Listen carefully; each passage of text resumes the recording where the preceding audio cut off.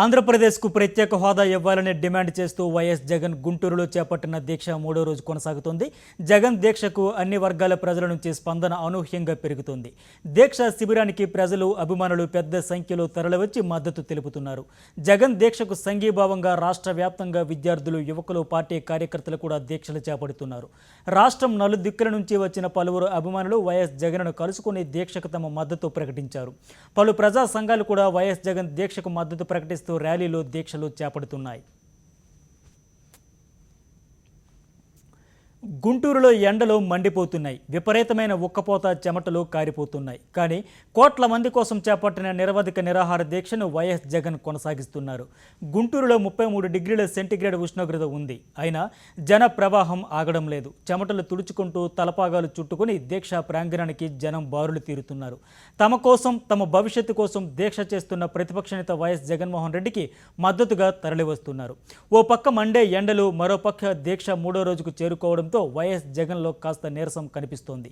అయినప్పటికీ దీక్షకు మద్దతుగా వచ్చిన ప్రతి ఒక్కరిని వైఎస్ జగన్ ప్రేమగా, ఆప్యాయతతో పలుకరిస్తున్నారు. వైఎస్ జగన్మోహన్ రెడ్డి చేస్తున్న నిరవధిక నిరాహార దీక్షతోనైనా పాలకుల మనసు కరిగి ఏపీకి ప్రత్యేక హోదా ఇవ్వాలని ప్రజలు ఆకాంక్షిస్తున్నారు. నిత్యం ప్రజల గురించి ఆలోచించాలి. మనసంతా ప్రజలతో నిండి ఉండాలి. మనం ఏం చేసినా ప్రజా ప్రయోజనాలతో ముడిపడి ఉండాలి. అప్పుడు నాయకులు ప్రజలకు దగ్గరవుతారని అంటారు ఓ యూరోపియన్ రచయిత.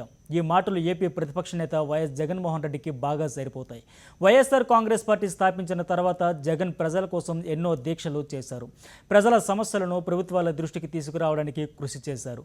ప్రతి పేదవాడికి ఉన్నత విద్య దక్కాలని వైఎస్ఆర్ చేపట్టిన ఫీజు రీయింబర్స్మెంట్ పథకానికి తూట్లు పొడుస్తుంటే విద్యార్థుల కోసం ఫిబ్రవరి 18, 2011న ఫీజు దీక్ష చేశారు. కృష్ణా జలాల్లో ఏపీకి జరుగుతున్న అన్యాయాన్ని నిరసిస్తూ జలదీక్ష చేపట్టారు. మే 15, 2012న రైతుల కోసం రైతు దీక్ష, పోలవరం ప్రాజెక్టు తక్షణం పూర్తి చేయాలని డిమాండ్ చేస్తూ ఫిబ్రవరి 18, 2011న హరితయాత్ర చేపట్టారు.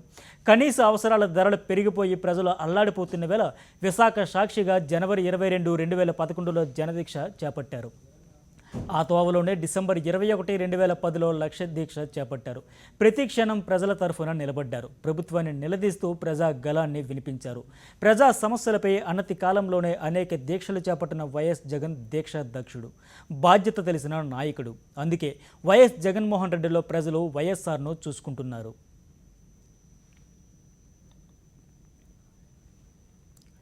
ప్రత్యేక హోదా ఇస్తామని చెప్పి ఇవ్వని కేంద్రం నుంచి తన మంత్రులను చంద్రబాబు ఎందుకు ఉపసంహరించుకోవట్లేదని గత అసెంబ్లీ సమావేశంలో నిలదీశారు జగన్.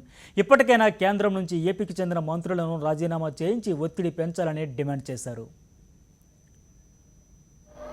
ఇవాళకి 15 నెలలు దాటింది మీరు ముఖ్యమంత్రి అయి. నేను ఒకటే అడుగుతున్నాను మిమ్మల్ని అందరినీ, మేము కూడా చంద్రబాబు నాయుడు గారిని ముఖ్యంగా అడుగుతా ఉన్నా, ప్రత్యేక హోదా మీరు తెస్తారా, తేలేరా? కేంద్రానికి మీరు ఏదైనా డెడ్ లైన్ ఇవ్వగలరా? 2 వారాల్లో పని చేయకపోతే, నెల లోపల పని చేయలేకపోతే మా మంత్రులు మేము ఉపసంహరించుకుంటామని చెప్పి డెడ్ లైన్ మీరు ఇవ్వగలరా అని అడుగుతా ఉన్నా నేను.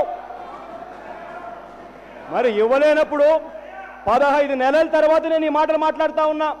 15 నెలల తర్వాత కూడా ప్రత్యేక హోదా ఇస్తామని పార్లమెంటులో హామీ ఇచ్చి ప్రతిపక్ష సభ్యులు, అధికార సభ్యులు అందరూ కలిసి మాట ఇచ్చి రాష్ట్రాన్ని విడగొట్టిన తర్వాత ఇవాళ 15 నెలలు అయిపోయిన తర్వాత కూడా ఇవ్వని పక్షంలో, ఇవ్వని పరిస్థితుల మధ్య నేను మిమ్మల్ని ఇవాళ అడుగుతా ఉన్నా, ఇంత పౌరుషంగా మాట్లాడుతున్నావు, మరి నెల లోపల ఇవ్వకపోతే మంత్రులను ఉపసంహరించుకుంటానని చెప్పే దమ్ము, ధైర్యం నీకు ఉందా అని అడుగుతాను చంద్రబాబు నాయుడు గారు నేను.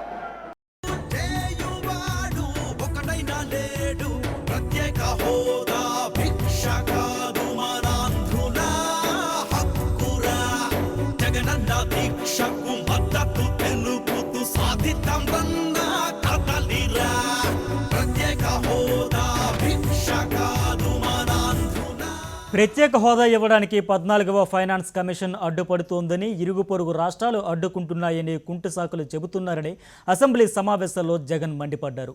అన్యాయంగా రాష్ట్రాన్ని విభజించిన రోజు, నష్టాన్ని భర్తీ చేయడానికి ప్రత్యేక హోదా ఇస్తామని చెప్పిన రోజు కూడా 14వ ఫైనాన్స్ కమిషన్, ఇరుగు పొరుగు రాష్ట్రాలు ఉన్నాయి కదా అని జగన్ ప్రశ్నించారు.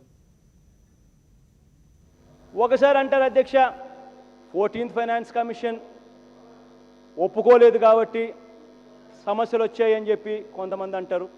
కొంతమంది ఏమో ఒరిస్సా అడ్డు తగులుతూ ఉంది, మహారాష్ట్ర అడ్డు తగులుతూ ఉంది, తమిళనాడు అడ్డు తగులుతూ ఉందని చెప్పి మరొక మంత్రి ఎక్కడో అంటారు.